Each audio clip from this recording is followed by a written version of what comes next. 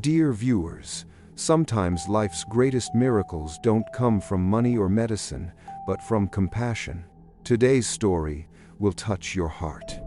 It's about a wealthy man who had everything: power, respect, a mansion filled with silence, and the humble maid who gave him back the one thing money couldn't buy: his son's voice. So, before we begin, don't forget to like, subscribe, and tell us where you're watching from. Now, let's begin. The golden gates of the Caleb mansion opened every morning with precision. Staff moved quietly through the marble corridors, polishing, dusting, and serving breakfast to a man who rarely looked up from his phone. Mr. Caleb, one of the richest men in New York, ruled his empire with calm authority, but his house carried a sadness money couldn't cover. At the far end of the hallway sat Ethan, his 7-year-old son, sketching on the floor with colored pencils. The boy was handsome, quiet, and deaf. Since losing his hearing at 2 years old, Ethan had lived in a world without sound. Doctors called it irreversible. Therapists called it manageable. Mr. Caleb called it his punishment. Each morning, he left for the city in a black suit, nodding briefly to the staff but never speaking much. He couldn't bear the quiet stares that followed him, the pity that lived in every corner of the house. Olivia, the maid, watched from the doorway each day as he walked past. She was new, young, graceful, with calm eyes that carried kindness where others carried duty. She had been hired only a few weeks earlier, but in that short time, Ethan had already grown attached to her. When she cleaned the library or arranged flowers in the dining room, he followed, curious and smiling. She never minded. Unlike the tutors who came and went, Olivia had learned basic sign language long ago while volunteering at a small community center. She used it now, slowly, gently, until Ethan began signing back. It was the first time anyone in the mansion had truly spoken his language. One afternoon, when the sun fell across the marble floors and the soundless fountain shimmered in the courtyard, Olivia found Ethan sitting near the window, his sketchpad in his lap. She knelt beside him, smiling. "What are you drawing?" she signed. He showed her the picture, a bird spreading its wings, flying, he signed proudly. "Beautiful," she replied. He smiled, but then his expression changed. He rubbed his right ear, frowning. "Itches," he signed. Olivia leaned closer. "Does it hurt?" He shook his head but winced again. Inside, she hesitated, her heart pounding. "Hold still," she whispered, though she knew he couldn't hear her voice. Carefully, she tilted his head toward the light streaming through the window. What she saw made her breath catch something small and dark, glistened deep inside his ear. With trembling fingers, she reached for a clean napkin from the tray beside them and, as gently as possible, touched it. A tiny black insect, alive and moving, slid out into her palm. She froze in horror, staring at it. Then everything changed. Ethan gasped and clutched his ears. His eyes went wide as he looked around the room. Olivia thought she had hurt him. "Ethan!" she cried. "Are you okay?" He blinked rapidly, mouth opening as if to speak, and then a sound escaped him. A small, broken whisper. "Olivia." Her heart stopped. He had said her name. Tears filled her eyes. "Ethan?" she whispered again, afraid to move. He touched his throat, startled by his own voice, then looked around wildly as footsteps echoed in the hallway, the first sound he had heard in years. He covered his ears, terrified, but at the same time, a smile began to break across his face. The door opened, and Mr. Caleb stepped in, phone in hand. "What's going on?" he demanded. Then he froze. Ethan turned toward him, lips trembling, and whispered, "Dad." The word was rough, uneven, but real. Mr. Caleb's phone slipped from his hand and hit the floor. For a moment, he couldn't breathe.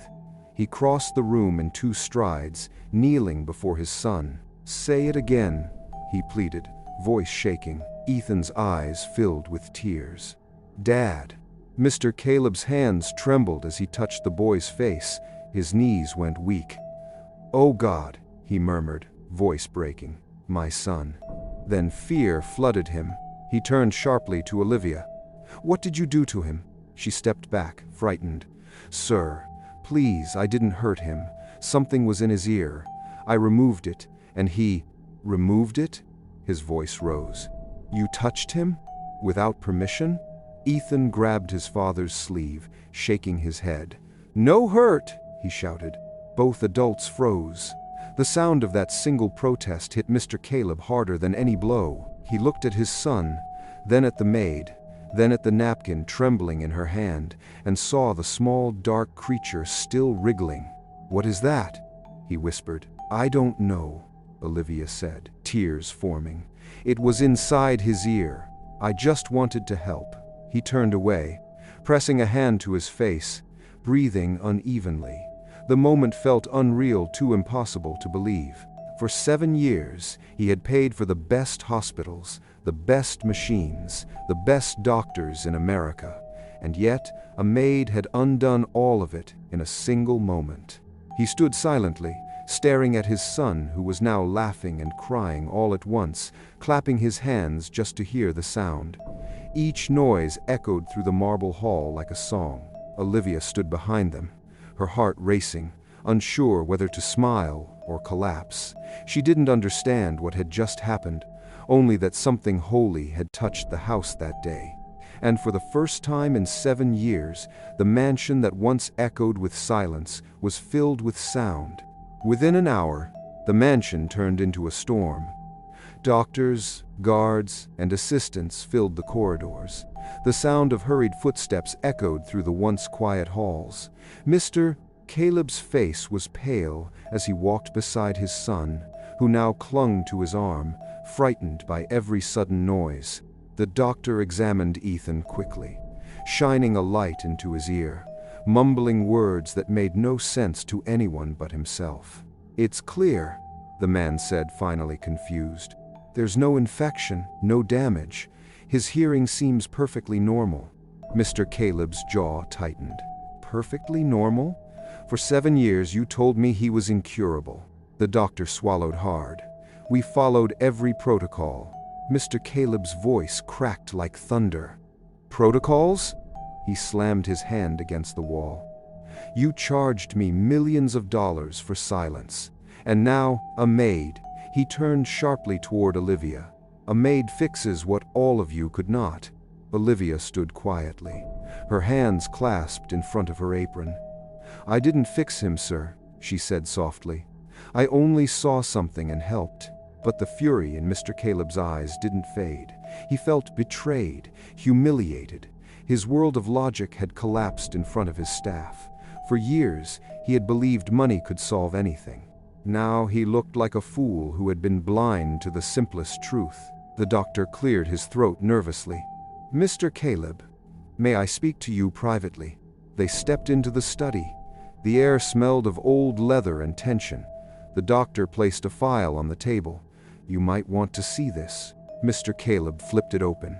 Page after page of reports, all marked irreversible condition. At the bottom of one form, a line caught his eye. "Maintain diagnosis for funding continuity. Caleb account approved." His chest tightened. "Funding continuity?" he repeated. The doctor looked away. "It's standard in some cases." "Standard?" Mr. Caleb hissed. "You kept my son's silence because it kept your accounts open?" The man didn't answer. Mr. Caleb's hands trembled as he tore the pages apart. The sound of paper ripping filled the room like thunder. "Get out," he said coldly, "and tell every one of your colleagues that their silence will end today." When the door closed, he sank into the chair, pressing both hands to his face. His breath came in shaky bursts. 7 years of prayers, of expensive hope, of guilt, all of it built on lies. Behind him, the door creaked open slightly. Olivia stood there, her eyes wet but calm. "Sir," she said softly, "it's not your fault." He didn't look up. "You don't know what I've done. I trusted them. I let them use my son." Olivia stepped forward slowly. You were trying to help him. That's what any father would do." Her words were simple, but they hit deep. He looked up at her, seeing for the first time that she wasn't trembling anymore. She stood firm, her presence steady like a light in a storm. "How did you know?" he asked. "How did you see what no one else did?" Olivia took a slow breath. "Because I actually saw him," she said. "Everyone else saw your money, your name, your power. I saw a boy who needed help." The room went quiet. Outside, he could hear faint laughter, Ethan's laughter, something he hadn't heard in 7 years. His heart twisted painfully. "You speak like you've known pain," he said after a long pause. Olivia's eyes softened. "I have, sir." She hesitated before continuing. "My little brother was born sick. We didn't have money for treatment. The hospital turned us away. I lost him. Since then, I promised I'd never ignore a child who needed me, rich or poor." Mr. Caleb's throat tightened. "You've lost everything, and still you help strangers?" She nodded. "Because someone has to care, sir. If no one listens, children like Ethan will keep living in silence." He stared at her, speechless. There was something about the way she said it, quiet, firm, certain, that stripped him of every excuse he had built. For the first time in years, he saw himself not as a powerful man, but as a father who had stopped listening. Later that evening, the mansion grew still again. The guests had gone, the doctors had fled, and the air felt heavy with both shame and relief. Mr. Caleb stood outside Ethan's room, watching through the half-open door. Inside, Olivia knelt beside the bed, helping the boy draw with crayons. He laughed softly as she exaggerated her signs, pretending to get them wrong so he could correct her. It was the purest sound Mr. Caleb had ever heard. He leaned against the wall, closing his eyes. That laughter healed something inside him that years of success never had. When Olivia stood to leave, she froze at the sight of him in the doorway. "I'm sorry if I crossed any line today, sir," she said quietly. He shook his head. "No, Olivia, you didn't cross a line. You reminded me one existed." She blinked, unsure how to respond. He stepped closer, his voice lower now. "For years, I thought being a good father meant paying for the best care, but all Ethan needed was someone who cared enough to see him." He paused, emotion catching in his throat. "You did what all my money couldn't." Olivia lowered her gaze. Anyone would have done the same. He studied her for a moment, the calm in her voice, the humility in her eyes. "No," he said softly, "not anyone." That night, Mr. Caleb couldn't sleep. He sat by the window in his study, staring out at the city lights. For years, those lights had symbolized power, progress, success. Tonight, they looked hollow. He picked up a framed photo of his late wife, the woman who had given him Ethan before she died. "You were right," he whispered to her picture. "I stopped listening." In the distance, the faint sound of laughter drifted from Ethan's room. Olivia's laughter mixed with the boys. Mr. Caleb smiled through his tears. For the first time in years, the mansion wasn't silent. It was alive. The following days felt different inside the Caleb mansion. For the first time in years, the sound of laughter, footsteps, and small conversations filled the air. Ethan followed Olivia everywhere, refusing to leave her side. He wanted to hear everything: the rustle of curtains, the chirping of birds, even the clinking of plates in the kitchen. Every noise felt new and magical to him. Mr. Caleb watched silently from a distance. Each time Ethan called out, "Dad," it felt like a knife of both joy and guilt cutting through him. He couldn't shake the thought that it took a maid's compassion, not a doctor's training, to save his boy. That morning, as sunlight poured into the dining room, Mr. Caleb sat alone at the long table, untouched breakfast before him. Olivia walked in carrying a tray. She hesitated when she saw him, unsure if she should speak. "You don't have to serve me yourself," he said quietly, eyes still on his cup. "I wasn't serving, sir," she replied softly. Ethan asked me to bring you this. She set down a drawing beside his plate, a crayon picture of 3 stick figures holding hands. At the top, in shaky letters, Ethan had written, "Dad, me, Olivia." For a long moment, Mr. Caleb didn't speak. He stared at the childish drawing, the paper trembling slightly in his hand. "He drew this?" "Yes, sir," Olivia said. "He said it's what family sounds like." Mr. Caleb looked up, his eyes glassy. "Family sounds like this," he whispered, "not like meetings and phone calls." Olivia smiled faintly. "Sometimes the quietest people teach us the loudest lessons." Her words lingered in the air. That afternoon, Mr. Caleb drove to the hospital that had once treated his son. He entered without warning, walking straight to the director's office. The doctors stood when they saw him, their smiles tight and nervous. "Mr. Caleb," the director began, "it's good to see you. We heard about the recovery." "Recovery?" Mr. Caleb interrupted. "That's what you call it. A miracle you didn't cause. A truth you ignored." The room went silent. He dropped the torn medical papers on the desk. "You kept him sick for money," he said coldly. "You made me pay to keep my son broken." The director stammered. "Mr. Caleb, that's not true. We followed protocols," he snapped. "You followed greed." He leaned forward, voice shaking with rage. "I've spent years building hospitals through donations, thinking I was saving lives. But you were building prisons for the innocent." He turned and walked out before anyone could respond. Cameras flashed as he left the building, but he said nothing to the reporters outside. There was nothing left to say. That night, Olivia found him standing alone in the garden. The fountain shimmered under the moonlight, and the air smelled of wet roses. "Ethan's asleep," she said quietly. "He wanted to tell you good night, but he was too tired." Mr. Caleb nodded without turning around. "Thank you, Olivia." She stepped closer. "You did the right thing today." He sighed. "I don't know if I did. I can't fix the past. I can't bring back the years I lost with him." She looked at him, her eyes kind. "You don't have to fix the past, sir. You just have to start listening now." He turned toward her, his face softening. "You make it sound easy." "It isn't," she said gently. "But it's possible." For a moment, neither spoke. The only sound was the steady fall of water from the fountain. Then, quietly, "Mr. Caleb said, I want to know about you, Olivia. You saved my son, but I know nothing about the person who did." Olivia hesitated, lowering her gaze. "There's not much to know. Tell me anyway." She took a deep breath. "I grew up on the south side of the city.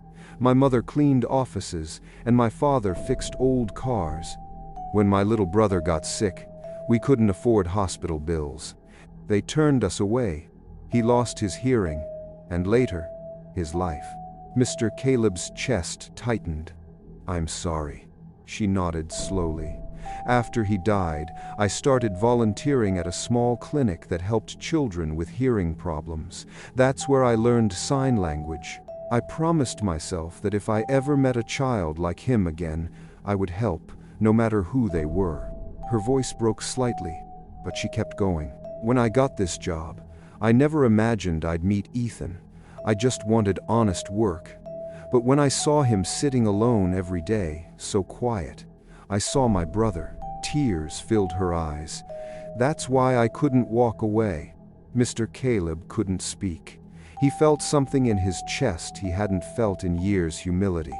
"You lost your brother," he said softly, "and still you gave my son a miracle." Olivia shook her head. "It wasn't a miracle, sir. It was love. That's something the world forgets to use." Her words struck him like truth disguised as grace. He stepped closer. "I've built towers, companies, foundations, all of it in my wife's memory, but I never built what mattered most. A home." Olivia looked at him with gentle understanding. "You can start now, sir. The fountain glowed behind them, reflecting the soft light of the house. The silence between them wasn't heavy anymore. It felt peaceful, like two souls finally understanding each other. When Olivia turned to leave, Mr. Caleb stopped her. "Olivia?" She turned back. He took a slow breath. "If I could give you anything, anything at all, to thank you for what you did, what would you ask for?" Her smile was small, tired, but genuine. "Nothing, sir. Just promise me you'll keep listening to him." He nodded slowly. "I will." That night, as Olivia walked down the quiet corridor, she glanced once more into Ethan's room. The boy was sleeping peacefully, his hands resting on his chest. She smiled through her tears. Back in the study, Mr. Caleb sat by the window with his son's drawing in hand. The childish stick figures seemed to glow under the lamp's light. "Family," he whispered. "That's what love sounds like." Outside, a gentle wind rustled the trees. The mansion that once echoed with silence now hummed with life, soft, human, imperfect, and real. The weeks that followed turned the Caleb mansion into a new world. What was once a place of quiet sorrow became filled with sound laughter, music, the noise of footsteps, and the warm hum of a home finally alive again. Ethan laughed every morning, testing his new voice, calling out to Olivia, or running through the halls shouting his father's name. Each sound felt like sunlight breaking through long darkness. Mr. Caleb watched him constantly, smiling in disbelief each time the boy spoke. He no longer spent hours on phone calls or locked in his office. Now, his days began at the breakfast table beside his son, and his nights ended standing by the door of Ethan's room, listening to the boy whisper his prayers out loud. It was in one of those quiet nights that Mr. Caleb made a decision. He called his lawyer and ordered a complete audit of the hospitals he had funded. The reports that came back sickened him: falsified records, bribes, fake research. Every signature that kept children in silence had his name at the bottom. He knew what he had to do. 2 weeks later, the world saw a different kind of press conference. Cameras filled the grand ballroom of the mansion. Reporters, journalists, and photographers lined up with their equipment, waiting to hear why the richest man in New York had called them so suddenly. Olivia stood in the background with Ethan beside her, holding his hand, both unsure what was about to happen. Mr. Caleb walked onto the small stage, his expression calm but firm. The flashes of cameras lit up his face. "For years," he began, his voice steady, "I believed progress was built by money and machines. I trusted people who promised healing but delivered profit. I was blind. I was deaf. I failed my son." The room went silent. The weight in his voice held everyone still. He turned slightly, glancing toward Olivia and Ethan. But one person changed everything. A maid, a young woman with no degree, no fortune, no title. "She gave my son what the world's best doctors couldn't." His hearing. Gasps echoed across the room as cameras swung toward Olivia. She froze, eyes wide, unsure what to do. Mr. Caleb continued, "Today, I'm launching something new. The Hear Again Foundation. It will build free medical centers for children with hearing loss, especially those who cannot afford treatment. Every doctor, every hospital that profited from lies will answer to justice. From now on, no child will be silenced because their parents are poor." The applause was thunderous. Reporters rushed forward, asking questions, calling Olivia's name, but she only shook her head humbly, whispering, "I didn't heal him. Love did." That evening, when everyone had left and the house was quiet again, Olivia stood by the fountain where everything had begun. The air was cool and smelled faintly of roses. The water sparkled under the moonlight, just like that day when she first met Ethan. She looked down at her reflection, thinking of her brother, and smiled softly through her tears. Behind her, footsteps echoed. Mr. Caleb walked up, his jacket undone, his expression gentle. "You could have told the world more about what you did," he said. "They would have called you a hero." Olivia turned to him. "I'm not a hero, sir. I just did what any human should do." He nodded slowly. Then, humanity needs more people like you. She looked away, her voice trembling. It's time for me to go, Mr. Caleb. His chest tightened. Go? Why? My work here is done, she said quietly. Ethan is hearing, smiling, and safe. That's all I wanted. There are other children out there who still need help. He took a small step closer. I can offer you anything you want. A home, money, a position at the foundation. She shook her head gently. I don't need any of that. Just promise me one thing. Keep listening to him. Not with your ears, but with your heart. For a long moment, he couldn't find words. The only sound was the water falling from the fountain, the same sound that once filled his home with emptiness, now filled it with peace. Finally, he nodded. I promise, Olivia. She smiled, tears glistening in her eyes. Then I can leave knowing everything will be fine. She turned and began walking barefoot down the garden path, her silhouette glowing in the moonlight. Mr. Caleb stood watching her until she disappeared beyond the gates. The next morning, Ethan ran through the mansion searching for her. Olivia, he called, his small voice echoing through the halls. Olivia. When he couldn't find her, he ran to his father, eyes filling with tears. Where did she go, Dad? Mr. Caleb knelt, pulling him close. She went to help other children, son. Ethan's lip quivered. Will she come back? Mr. Caleb smiled faintly. Maybe not here, but she'll always be in the sound you hear, in the love you feel. That answer didn't make sense to the boy yet, but one day, it would. Years later, the Here Again Foundation became one of the most respected charities in the country. Thousands of children received free treatment, and every hospital that once profited from silence was replaced by centers filled with laughter and healing. On the wall of every building hung a simple portrait of a young woman in a black and white maid uniform, smiling gently, barefoot beside a fountain. Underneath it read, Olivia, the woman who taught the world to listen. One evening, Mr. Caleb and Ethan stood outside one of those centers, watching families go in and out. The air was filled with children's laughter, the sound of joy he once thought he'd never hear again. Ethan turned to his father. She did all this? Mr. Caleb nodded slowly. Yes, son. She started it with one act of kindness. Ethan smiled. Then we should keep doing it. Mr. Caleb placed a hand on his shoulder, pride shining in his eyes. We will. As they walked back to the car, the wind carried the sound of a distant fountain. Mr. Caleb paused, closing his eyes, listening. For a moment, he imagined Olivia standing there again, smiling softly, her hands clasped in front of her apron. Thank you, he whispered into the breeze. The world felt brighter, the air lighter. The noise of life no longer something to fear but something to cherish. And for the first time in forever, the richest man in New York didn't measure wealth by what he owned, but by what he had learned to hear. Dear viewers, sometimes the most powerful people aren't the ones with money or titles, but those with love strong enough to make others listen. Olivia had no wealth, no power, but she gave a boy his hearing and a father his heart. If this story touched you, don't forget to like, share, and subscribe for more emotional stories that remind us the greatest sound in life isn't applause or success. It's love finally being heard.